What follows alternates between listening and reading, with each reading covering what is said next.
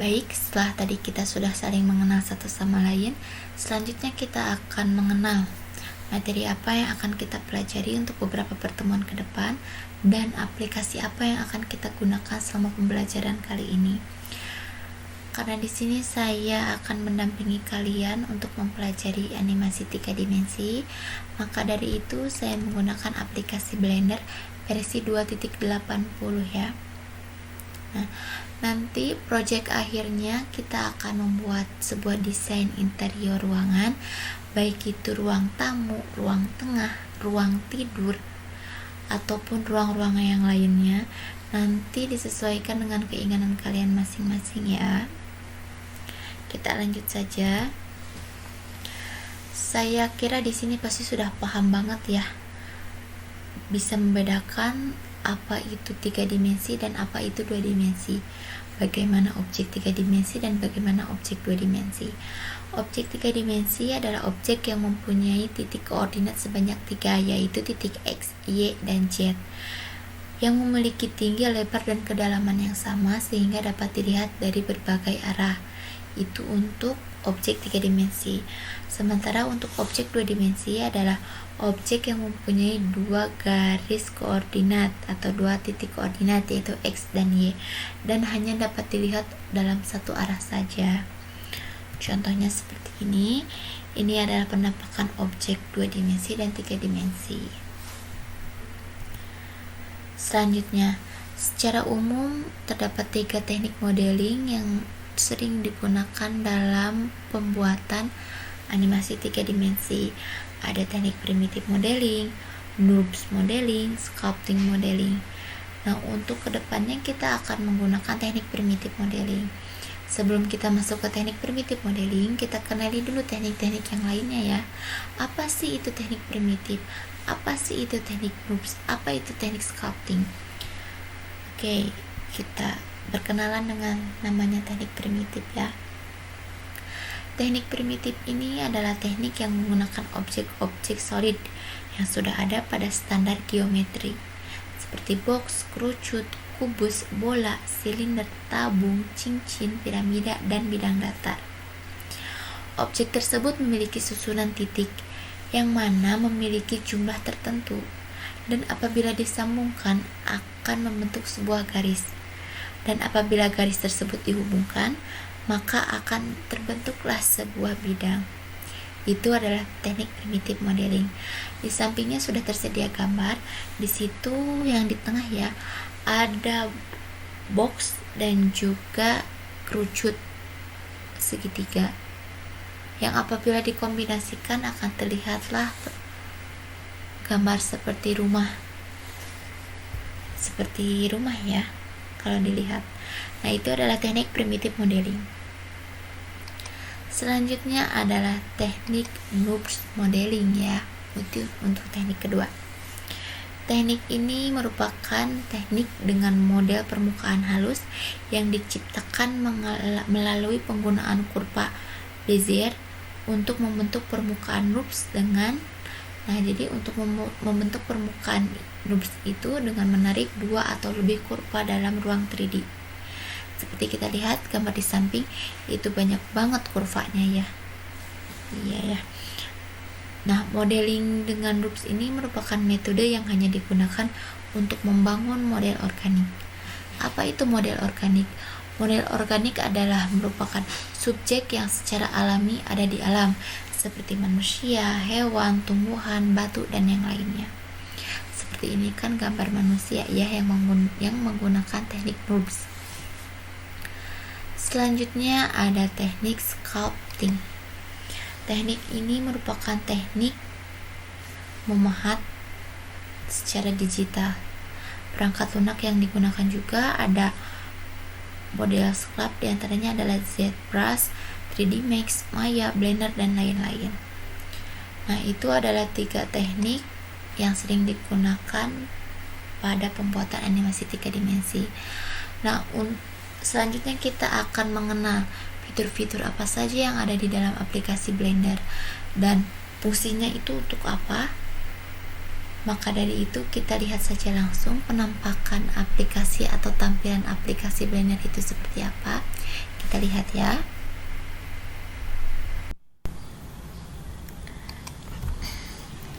Baik, kita sudah masuk pada tampilan aplikasi Blender ya. Ini tampilan awalnya. Di sini saya akan menjelaskan tools apa saja yang bisa kita gunakan untuk pengeditan menggunakan aplikasi Blender. Di sini terdapat select box. Select box itu untuk menyeleksi objek ya. Di sini ada kursornya, ada move untuk menggeser objek, terus ada rotasi untuk merubah rotasi objek, skala untuk mengatur skala objek. Di sini juga ada transform dan dua lainnya. Oke. Untuk pertama menyeleksi objek. Bagaimana caranya menyeleksi objek? Cukup kita klik objeknya, itu sudah masuk dalam seleksi objek ya. Klik objeknya itu udah termasuk. Nah, di sini ada 3 objek. Yang pertama ada kamera, yang kedua ada cube, yang ketiga ada light atau lampu. Nah, itu untuk cara menyeleksi objek. Ada juga caranya dengan cara memblok objek. Itu juga udah termasuk dalam menyeleksi objek. Lalu selanjutnya ada kursor. Nah, kursor ini berfungsi ketika kita nanti akan menambahkan sebuah objek baru. Ketika kita letakkan kursornya di yang kita inginkan, nanti objek tersebut akan muncul di daerah kursor yang kita tempatkan. Itu untuk menambahkan objek. Selanjutnya ada move. Move itu untuk menggeser objek ya. Seperti yang kita ketahui, 3 dimensi itu memiliki 3 titik koordinat atau garis koordinat, yaitu garis X, Y, dan Z. Bisa kita lihat seperti gambar di samping ya. Untuk yang warna biru adalah garis Z, yang warna hijau itu Y, dan yang merah itu adalah X. Oke, bagaimana cara menggeser objek pada aplikasi Blender ini? Ketika tarik objeknya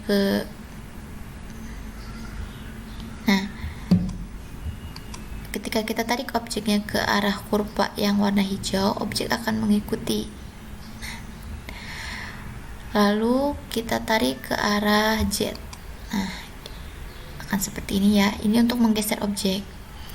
Dan juga ke warna merah juga sama. Nah, ada juga shortcut-nya untuk memindahkan objek ini. Kita perlu memencet tombol G, kemudian G, kemudian X.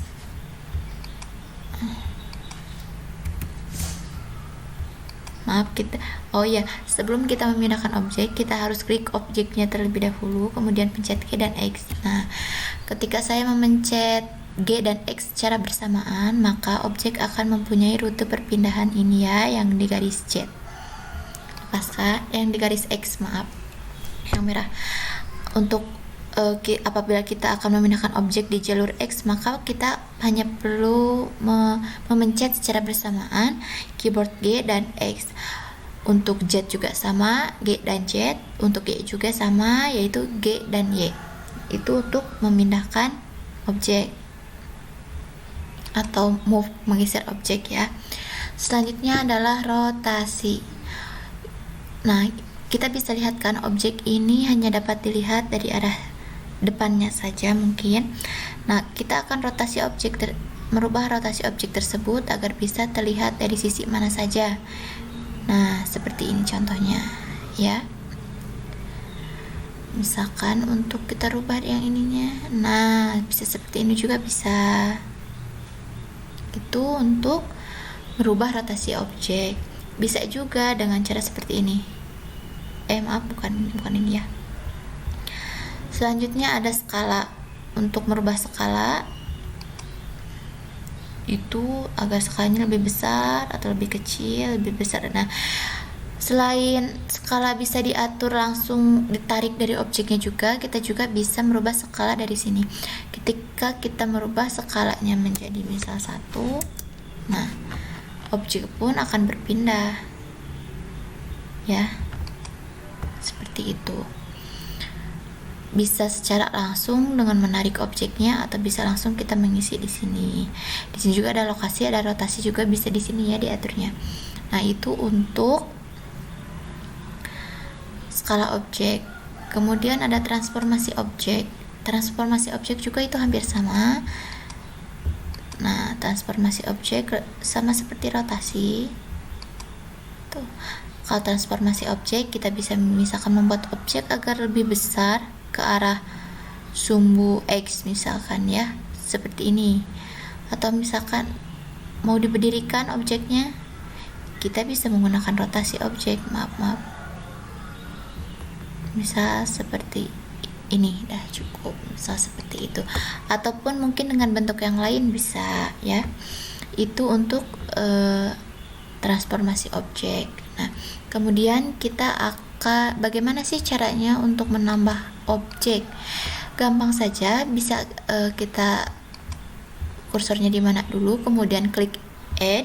Di sini banyak banget ya, ada mesh, ada kurva, ada teks dan yang lainnya. Mesh ini di sini juga ada plane, cube, circle dan yang lainnya.